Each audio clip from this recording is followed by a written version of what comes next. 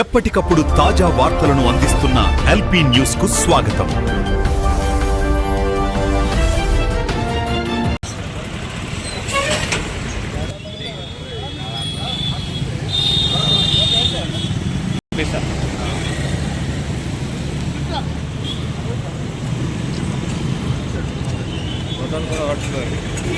మంచిగా flat photo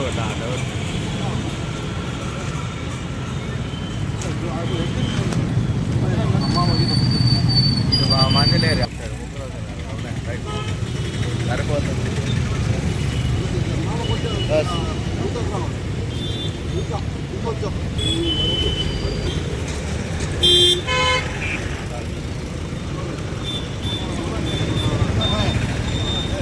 Eswarachari Eswarachari Eswarachari జై BC జై బీసీ జై బీసీ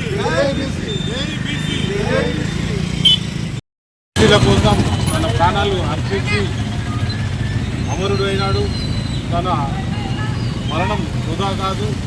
అందుకోసం ఇప్పుడు నివాళులు ఘటించడం జరిగింది. ఇంత జరుగుతున్న ప్రభుత్వాలు అసలు నిమ్మకు నిలెత్తినట్టున్నాయి.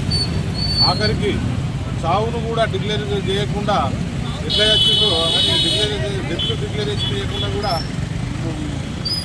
మార్చురికి తరలించే పోస్ట్ మార్టం చేసినందుకు ప్రయత్నం చేస్తున్నారు. అటు విషయమై మల్లన్న గారు తీవ్రంగా ఖండించడంతో జైల్లో వేయడం జరిగింది.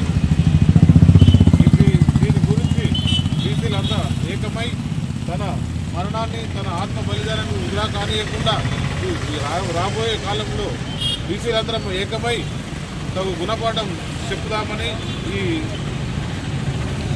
నివాళుల టైంలో కోరుకుంటున్నాను. जोहार जोहार साई ईश्वराचार्य की जोहार जोहार जोहार साई ईश्वराचार्य की जोहार जोहार बीसी बिड्डा अमर रहे अमर है अमर है अमर है अमर है बीसी बिड्डा अमर है. అయితే ఈ రోజు సాయి ఈశ్వరాచార్య గారు తెలంగాణ బీసీ ప్రజల కోసం అమరుడైనాడు. తొలి బలిదానం అయినాడు. ఇంత బలిదానం జరుగుతున్నా ఆత్మహత్య చేసుకున్నా కానీ మన సీఎం రేవంత్ రెడ్డి గారు ముందడికి రాలేరు. ఒక నోరు మెదపుతలేడు, సపోర్ట్ చేస్తలేడు.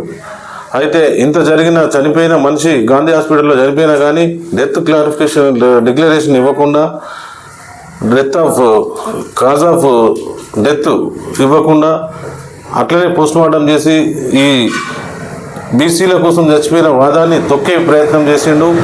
ఏదన్నా చిన్న కాలికి దెబ్బ తలుగు, నోటికి దెబ్బ తలుగు, కడుపుల పుండయో ఏదైనా చిన్న దానికి డెత్ డిక్లరేషన్ ఇస్తారు. అలాంటిది ఈ రాష్ట్రం కోసం చనిపోయిన సాయి ఈశ్వరాచార్యకి సంబంధించి డెత్ డిక్లరేషన్ ఇవ్వలేడు. ఇవ్వకపోతే మా అన్న మల్లన్న గారు తెలంగాణ రాజ్యాధికారి పార్టీ తరఫున ఇచ్చే డెత్ డిక్లరేషన్ ఇచ్చే విధంగా అక్కడ ధర్నాకు దిగితే అన్నగారిని పోలీసులను పెట్టి బలవంతంగా లోపడేయడం జరిగింది. ఈ రేవంత్ రెడ్డి గారి పాలన నిరంకుశ పాలన లెక్క ఉంది. ఇటువంటి నిరంకుశ పాలనలు బీసీలను ఆపలేవు. ఎప్పటికైనా ఒక గోడ మీద పిల్లలాగానే ఉన్నాడు కానీ అటు ఇటు దుంకకుండా ఈ ఎలక్షన్ మూమెంట్ ఉన్నదని సపోర్ట్ చేయకుండా అట్లనే ఉంటుండు. బీసీలకు న్యాయం చేసే విధంగా ఒక్క మాట కూడా మాట్లాడతలేడు. కాబట్టి వెంటనే సీఎం స్పందించి మృతునికి 1 కోటి రూపాయలు ఎక్స్గ్రేషియా ప్రకటించాలని, అతనికి 3 పిల్లలు ఉన్నారు. ఆ పిల్లలు బతికే విధంగా అన్ని రకాల ప్రభుత్వ సహాయ సహకారాలు అందించాలని డిమాండ్ చేస్తున్నాం. అదేవిధంగా ఇప్పటికైనా బీసీ ఉద్యమకారులు, బీసీ వీళ్ళు ప్రాణం బలిదానం చేసుకోకండి. మన చర్యలు, మన పనులు, మనం సాధించుకునే చర్యలను చూసి అవతలివాడు బీసీ వ్యతిరేకి వాణిచి వాడే ఆత్మ బలిదానం చేసుకునే విధంగా మనం తయారు కావాలి. మనం నవమాసాలు కన్ని పెంచిన తల్లిదండ్రులు, మనం కన్ని పెంచిన పిల్లలు ఉన్నారు, కట్టుకున్న భార్య ఉన్నది. మనం ఇలా అర్ధాంతరంగా ఎవరికి మన పవర్ చూపించకుండా మనది మనం చచ్చిపోతే కరెక్ట్ కాదు. మనం ఈ ముందరనే అతి త్వరలోనే 2028లో బీసీ రాజ్యం చూడాల్సింది. ఆ బీసీ రాజ్యం చూడాల్సింది కన్నా మనం బతికుండాలి. ఖచ్చితంగా ఆత్మ బలిదానం చేసుకునే ముందు ఇది ఆలోచించండి.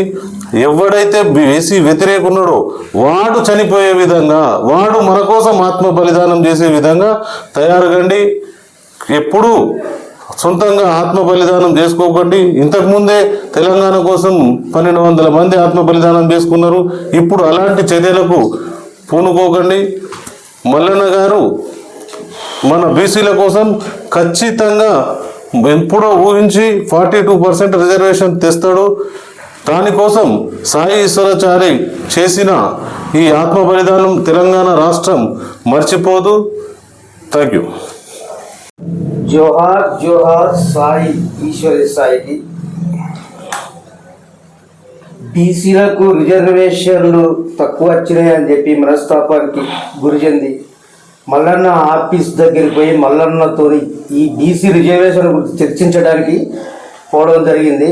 ఆ టైంలో మల్లన్న గారు లేకపోవడం ఒక విషాదకర దారికి తీసింది.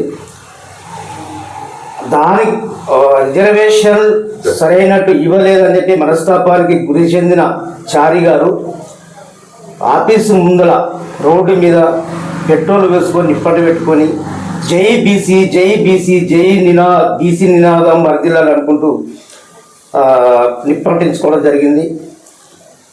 అలాగే ఆయనను తొందరగా హాస్పిటల్లో అడ్మిట్ చేసిన తర్వాత కూడా పాప ఆయనకు ప్రాణహాని జరిగింది. అది బీసీలకు తన ప్రాణాలు అర్పించిండు. బీసీ నాయకులారా, ఇతర పార్టీలలో ఉన్న నాయకులు కూడా ఇప్పటికైనా గుణం తెచ్చుకొని బుద్ధి తెచ్చుకొని రావుల రెడ్డిల మోచేతి నీళ్లు తాగడుకు అలవాటు పడ్డ నాయకులారా, మీరంతా ఒక వేదిక పైకి బీసీ కానీ ఎస్సీ ఎస్టీ నాయకులు ఎవరే కానీ మీరంతా ఒక వేదిక పైకి వచ్చి బీసీలకు ఎస్సీలకు ఎస్టీలకు ఎలాంటి ధైర్యాన్ని ఇస్తారో అంత మీ దగ్గర ఉన్నది. రేపు ఇంకెవరన్నా ఇట్లాంటి బలిదానం చేసినా దీనికి బాధ్యులు మీరైతారు. ఇప్పుడు ఈ ఆత్మహత్యకు బాధ్యుడు కాంగ్రెస్ పార్టీ. రేపు ఏదైనా జరిగితే మాత్రం మీరు బాధ్యులవుతారు. కంపల్సరీ మీరంతా ఒకతాటి మీదకి వచ్చి మాకు ఎలాంటి మా ప్రజలకు సామాన్యమైన ప్రజలకు ఎలాంటి ధైర్యాన్ని ఇస్తారో, మాకు ఎలాంటి సపోర్ట్ ఇచ్చి మమ్మల్ని వెనుక నడిపించుకుంటారో అంత మీ చేతిలో ఉంది. ఇప్పటికైనా గుర్తుంచుకోండి. మీరంతా ఏకదాడికి వచ్చి మాకు ఎలాంటి ధైర్యం ఇస్తారో అయ్యాన్ని నాయకులారా గుర్తుపెట్టుకోండి. ఖబర్దార్.